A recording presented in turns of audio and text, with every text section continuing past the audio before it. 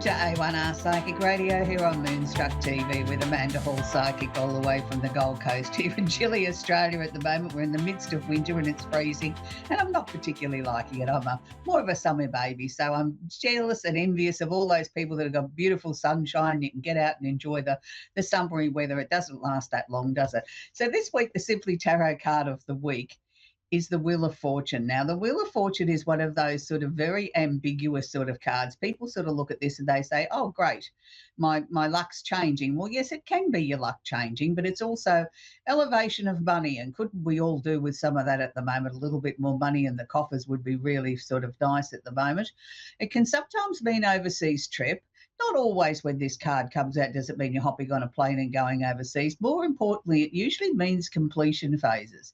So if this card comes out in a reading and you've been working on something for some time, it's sort of saying things are coming to a close, that you've really done the hard yards on the situation. Everything now is, gone round in circles. It's done its full circle. It's time now to bring it to a completion. And I think that's really important. It's nice to sort of sometimes have the knowledge to know that all the hard work that we've done, the effort that we've put in over some months or even years sometimes, is now coming to a close, and we're now bringing it to a close in the most positive of lights. Let's hope we get a little bit of elevation of money as well. That'd be really nice. I know lots of people are struggling around the world at the moment with, economic downturns and wars and all these sort of things that contribute to our economies. And it does make it a little bit tough sometimes to really make your money stretch far enough to be able to complete the things that you need to do in a week, let alone have a little luxury here and now. But this is a positive card. It does mean elevation of money. But more importantly, as I said, completion phases, things that we've been working on for a very long time are now drawing to a close. And I think that's a really positive message to send this week, considering what's going on around the world. Wouldn't it be nice to see a completion to the end of fighting in Iran? But anyway, let's move on to the more positive stuff of the show, which is the astrology section. Look, each week I get lots of inbox messages from people saying that they really find this segment really helpful, that it helps them sort of plan their week. It helps them understand emotionally why they might be reacting a certain way or how they're feeling a certain way, or I hadn't looked at it in that way. So it's quite informative. So that's good. So hello to everybody that tunes in week after week to watch the mini shows we have here on the network. It's a really important thing that each and every one of us brings something different to the table, and you'll have your favourites and you'll have people that sort of resonate more with you than someone else. It's not a competition. It's about we're all here to help each and every one of you. So happy birthday to all the Geminis. We're coming to the last couple of days of Gemini. It's always an interesting time of the year because I find it's a time of the year, no matter what your star sign is, we all know a Gemini. We all get caught up in the hype and the excitement of sort of what's happening in our local area, not so much the gossip, but sort of knowing, getting information, gaining information. We find that we're all a little bit more friendly at this time of the year, where we start to talk to people that we might not normally stop and talk to, or we find people are talking to us in the supermarket. People just genuinely feel sort of more open and sort of want to have a little chat. So those days are coming to an end, unfortunately, in some ways. But, we've got to keep progressing and moving around the zodiac, so everybody gets a turn at the birthday time of the year. And for Geminis, it's been a big year this year because it's been a time where they've had, Jupiter sitting in their sign for almost the last 12 months, where they've been bringing bigger opportunities, new opportunities for them. Some people have changed jobs. Some people have, really just sort of sat down and reorganised their lives in ways that maybe that they didn't believe that they would have been able to do 12 months ago, and opportunities have opened doors for them to be able to make some big changes in their lives. So just because Jupiter has moved into Cancer doesn't mean these opportunities now, need to be shut. If you've been working on something for some time, now might be the time where to sort of have a little bit of a check-in and see how the progress is. Is there any changes? Is there any opportunity for that promotion to come through that was promised 6 months ago? Things like that. Sometimes we just got to give people a little bit of a gentle reminder. So we have Jupiter now has just gone into Cancer, went in there last week. So this is a really big opportunity for Cancerians. Now, Cancerians are quite often usually quite shy and a little bit reserved. They don't like to sort of push themselves out there into the limelight. Well, let me assure you, this is your time to do so. You've got big opportunities, whether it's on the work front, whether it's on the personal front. It's a time to really shine and to really sort of start to put some of those bigger plans into action. It's your time to really expand your life out, to have the opportunities that only come around once every 12 years, because Jupiter is a 12-year cycle for each sign. It doesn't come around for another 12 years. So please don't waste it. It's in the very early stages, and Cancerians might be just sort of trying to find their feet, start to sort of feel their way through things, because they have to feel that it feels right. If they feel uncomfortable, if they feel threatened in any way, they retract back into their shell. This is not the time to retract back into your shell. It's a time to come out of hibernation, out of your shell, and sort of strut your stuff and say, look, I'm here and this is what I'm capable of doing. We also have Mercury, the planet of communication, is sitting in Cancer. It's not holding hands with Jupiter, it's by itself. So communication at the moment will be on a more subtle, more gentle sort of approach. I'm not saying it can't be hard hitting. What I'm saying is it's not aggressive, it's not boisterous, it's not loud. So communication at the moment is in a much more gentle sort of way, where we're getting our point across in a very subtle sort of way. Now, this doesn't matter what your star sign is. Yes, it is predominantly affecting Cancers, but it's also affecting Scorpio and Pisces. It's in the opposite sign of Capricorn. Now, the same for Jupiter. Jupiter is affecting those signs more than it is for the rest of us, but it is washing over the rest of us, giving us opportunities that, we've got to look a little bit harder for them. But with Mercury here in Cancer, no matter what your sign is, if you've got an important conversation that you've got to have, please approach it with a gentle approach. Don't go in like the bull in the china shop. Go in on a gentle, subtle sort of way. Make everybody feel comfortable. You'll get more of what you want by doing this gentle approach, gently, gently, softly, softly. And then you can be sort of very forthright and determined with what you've got to say, but you're still delivering your message in a soft, gentle approach, not hitting somebody over the head with the knowledge. You're saying sort of, come with me, let's explore what I've got to say. And, at the end of it, you're going to see things my way. And that's sort of the gentle, gentle, softly, softly approach. We have Mars has just moved out of Leo and it's moved into Virgo. Now, this is really interesting because Mars going into Virgo is going to be sort of a little bit uncomfortable. Mars is the planet of action, wants everything done yesterday, wants it done now. It's an instantaneous sort of energy. I want what I want and I want it yesterday. Where Virgo is sort of more reserved, needs to take their time, needs to analyse, needs to think about things, needs to put a plan of action in place. Don't necessarily jump in off the deep end and try and sink or swim. It's got to have a plan. So it's interesting here because Mars here will be saying, come on, Virgos, it's time to get motivated. It's time to get action happening in your life. And that's good. And Virgos are saying, but hang on a minute, I've got to get a plan. I've got to sit down and look at this. I've got to look at it very carefully before I launch into action. So the two can probably motivate each other in a very different sort of way, where Mars will sort of try and get Virgo to move a little bit faster. And the Virgo energy will try and sort of say to Mars, let's just take our time, let's get a plan, let's sort of slow things down and we'll achieve more this way. So this is definitely affecting the earth signs, which is Virgo, Capricorn, and Taurus, the opposite sign of Pisces as well. So it's sort of like trying to sort of motivate Pisceans, I think, from a long distance. Sort of it's like, come on, slowly start to wind the engine up. It's like, we've got to build up the energy, we've got to build up the steam. And that's what will be happening there. But it will wash over the other side. So if you've got something that you need to instigate or get off the ground, or a new project that you need to start, and you're one of the remaining 8 signs that I did mention, this is the time then to make sure that you've got a very organised approach to whatever it is that you're trying to achieve.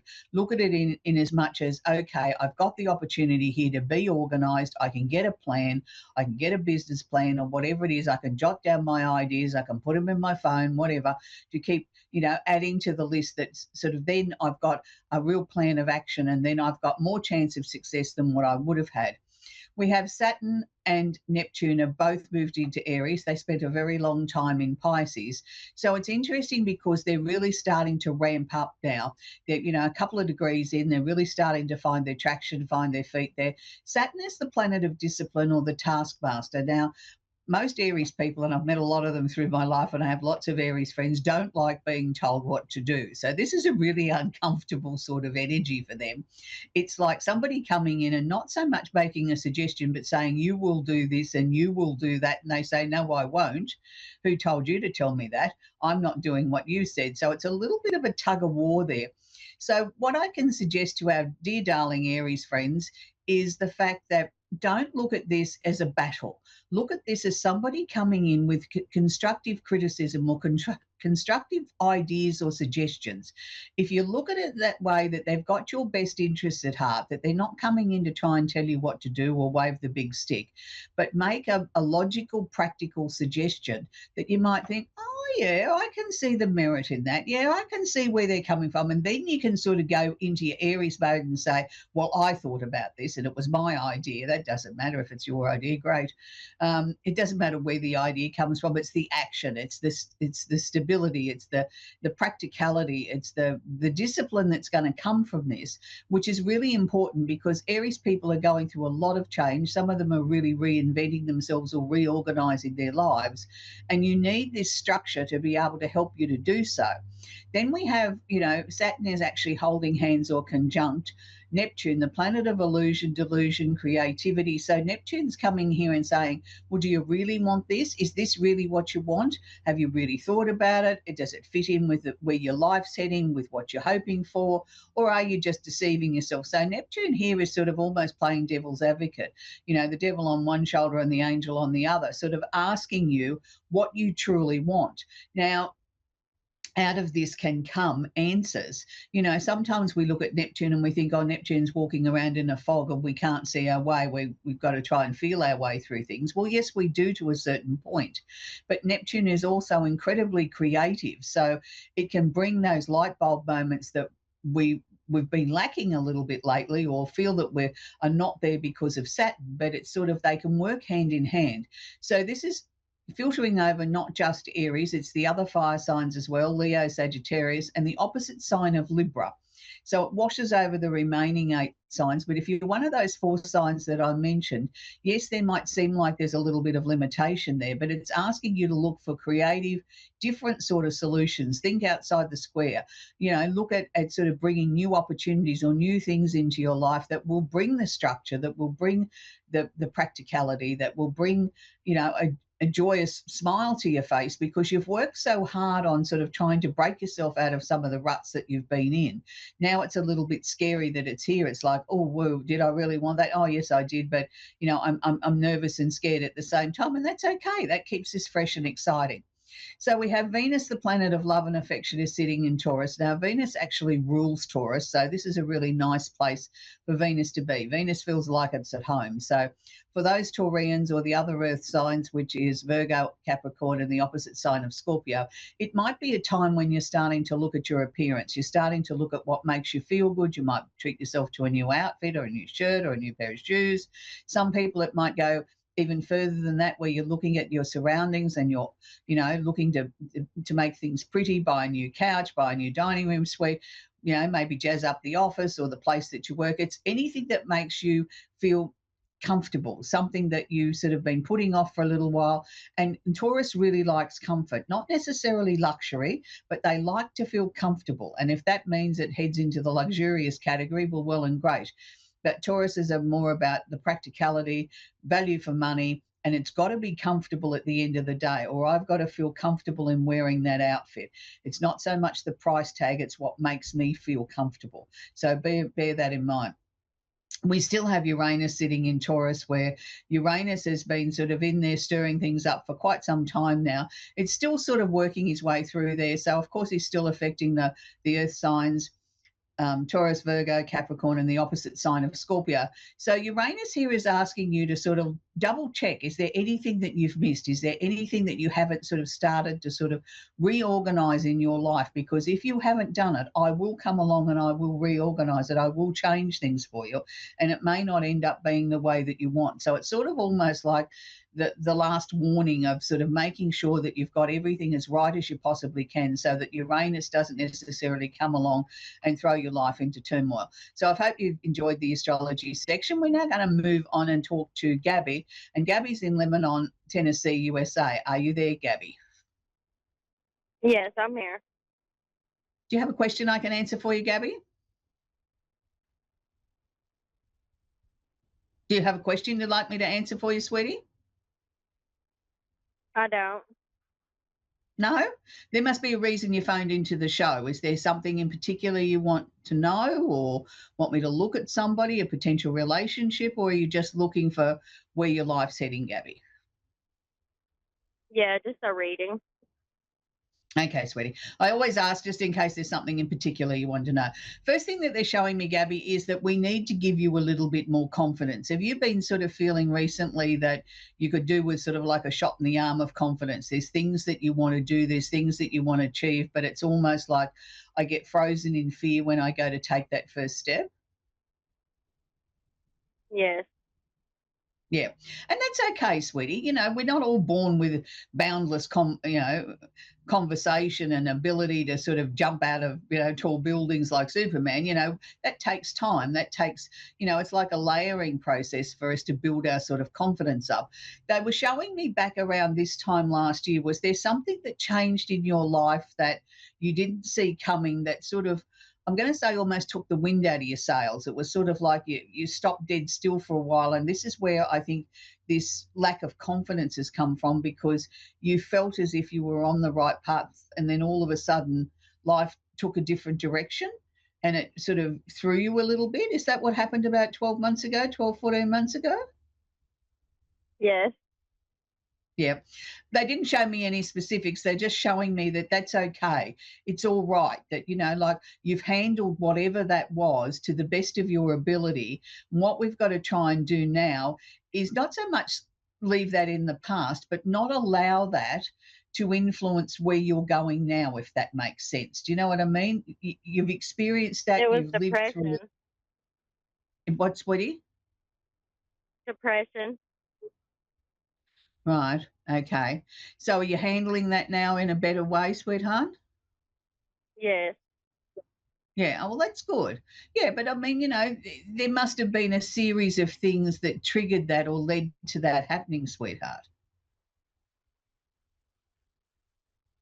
in your life. So, look, what they're showing me now is that we need to sort of try and put a little bit more confidence into you and say, look, let's take baby steps. We don't have to do everything or change everything in your world overnight. Let's just break it up into much smaller pieces that we can manage, one step at a time. It's not a race. It's like, yes, we can do little things. So have you just started another job? Because they keep showing me question marks around a job. Well, I had a job interview today. Yes. Wonderful, wonderful. Well, let's hope you get it, because I can see a new job coming up around you, and I feel that this is the start of your whole world starting to open up and expand again in a way that, you'll be able to take these baby steps and really make them your own. So this job interview you went for today, did you feel comfortable with the people that you interviewed with? Yes, ma'am. Wonderful. Well, fingers crossed you get it. Look, I can never guarantee that it's the one that you went for, but they're showing me question marks around a job, and then I got all this brightness and happiness. So let's assume it's this one. And this to me is a really good thing, and it's sort of opening up your world. Is there a nice dark-headed young man around you at the moment? Is there a what? Nice young dark-headed man around you at the moment with hearts? No. Well, there's one coming, sweetheart. If there's nobody in particular in your life at the moment, they were showing me that there was going to be hearts and flowers around a nice dark-haired young man with brown eyes, and he's got a really nice smile, and that's going to lead to a really nice area of your life, sweetheart, that there's going to be somebody that's special in your life. I think you're right on the right track, Gabby. You've come through, the darker hours, and now we're going into the sunshine hours, and it's wonderful. So just keep being you, sweetheart. You're doing well. Thank you. You're very welcome, Gabby. That's where we're going to leave Gabby now. We're going to talk with Tammy in Allen in Texas. Are you there, Tammy? Yes, ma'am. You have a question I can answer for you, Tammy? Goodness. There's a couple loved ones that I would love to know if they were with us. Oh, you mean they're on the other side, are they, sweetie? Yes. Mm-hmm. Yes, Yeah. ma'am. Look, Darling, they're always with us from the other side. It's one of those really tricky areas because we here on Earth are looking for something that sort of says that there's definite proof that's definitely Dad or that's Uncle Bill or Auntie Mary or whatever.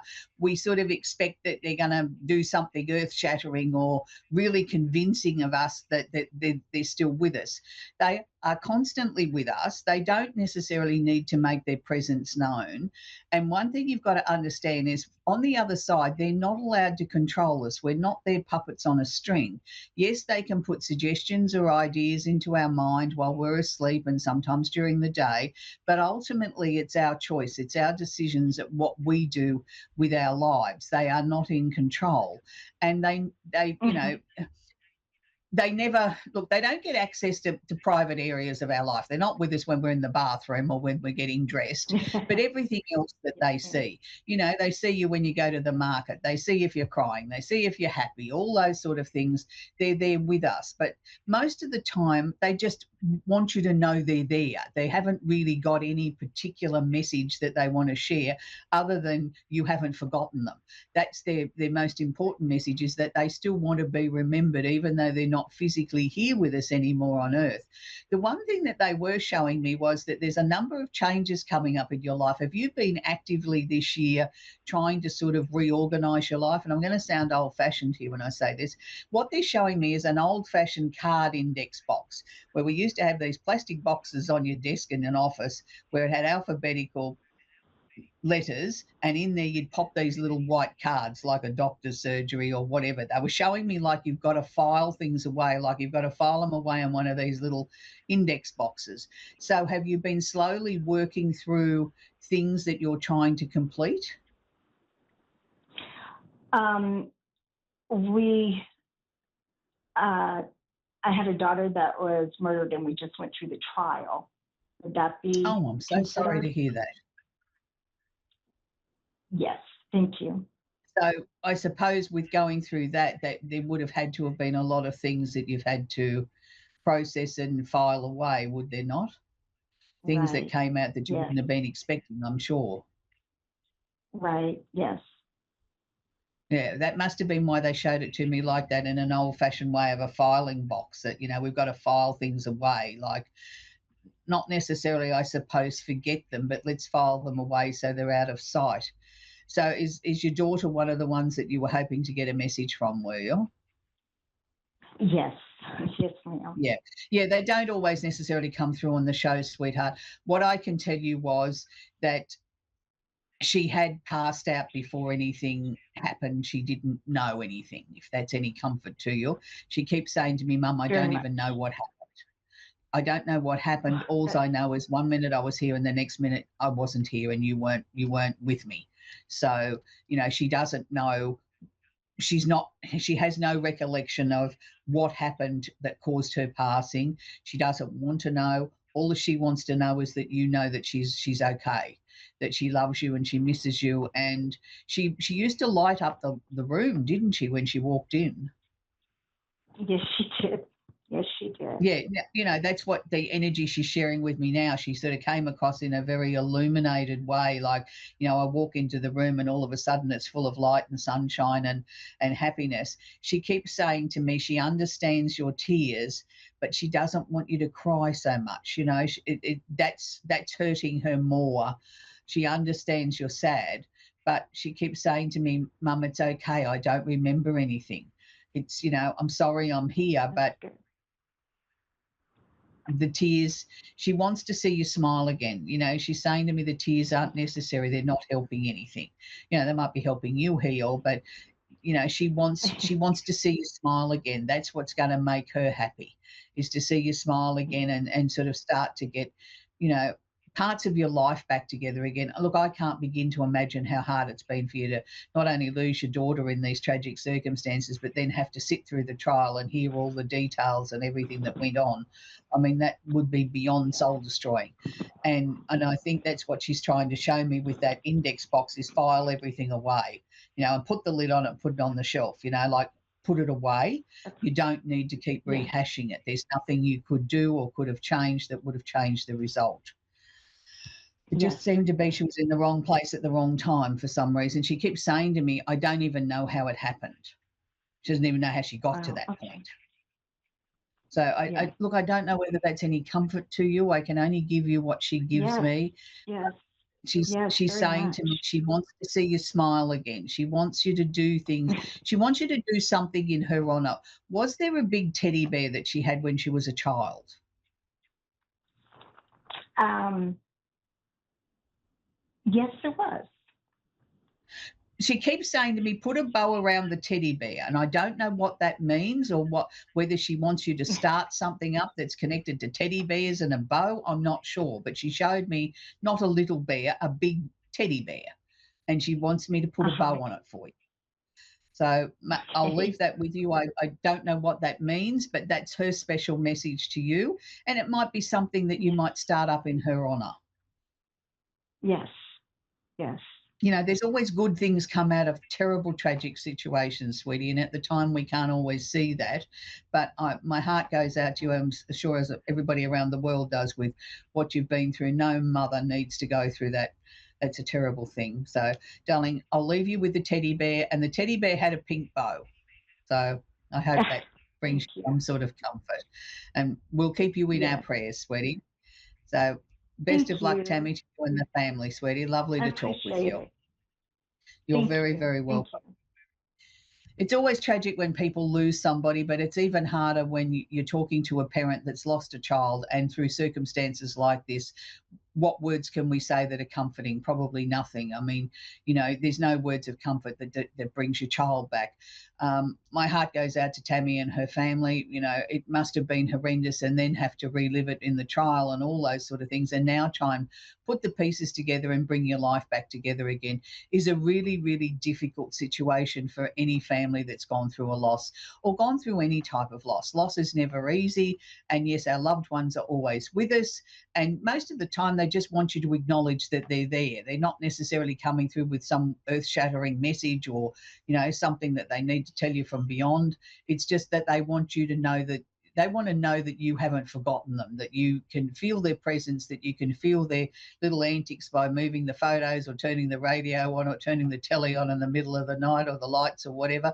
They just want you to acknowledge them. They're a little bit like 2-year-olds. They want to get attention. So anyway, I hope that's helped everybody that may have been experiencing a loss around the world, and it's never an easy time. This week I want to leave you with a song that I think is really appropriate for the world at the moment, with the world being in such chaos and so many trouble spots around the world. And, it's quite depressing when you turn the news on to sort of find out what's actually going on in the world, and people are hurting each other, which is really, really ridiculous when we should be sort of all banding together and being more focused on making the world a better place, not trying to destroy each other and make everybody's lives uncomfortable. So this week I want to leave you with a very, very old song, but a very, very beautiful song by the one and only Dionne Warwick. And what the world needs now is love. Love, love. And I think that's a very important message this week, that the world does need more love, because that's what makes the world go round. And for those people that are here in Australia, it's game 2 of State of Origin, go the Blues. And I always think of Simply the Best with Tina Turner when we go to Origin, which is rugby league here in Australia. For those people around the world that don't know, tune in, find it on your YouTube or something. It's the State of Origin here in Australia, and it's game 2, and the Blues are going to win. Anyway, until next week, enjoy Dionne Warwick, and what the world needs now is love, love, love. Bye for now.